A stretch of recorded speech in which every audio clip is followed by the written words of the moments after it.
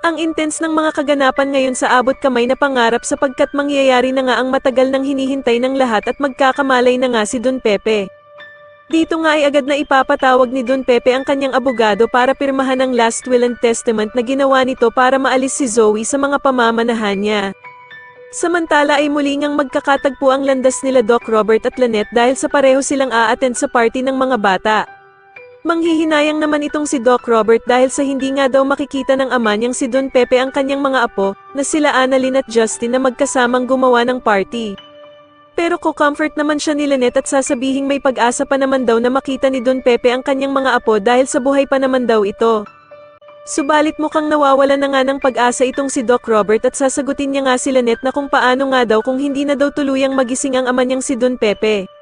Sa kabilang banda naman ay ikakabigla naman ni Justin ang pagdating ng ina niyang si Giselle sa party at magagalit pa nga siya kay Annalyn dahil sa kung siya ba daw ang nagpapunta dito.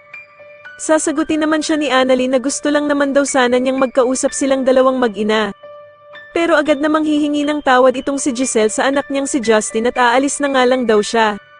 At dito nga habang papaalis si Giselle ay agad naman siyang pipigilan ni Justin at mukhang lalambot na nga ng tuluyan ang puso nito.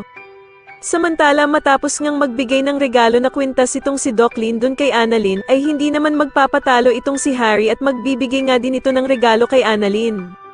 Matapos nga ang naging performance nila Annalyn at Justin ay masusupresa itong si Annalyn dahil nga sa gagawing surprise message ni Harry habang nakasuot ito ng Santa Claus. Sa kabilang banda naman ay sa wakas nga at mangyayari na ang matagal nang hinihintay ng lahat at tuluyan na ngang magkakamalay si Lolo Pepe.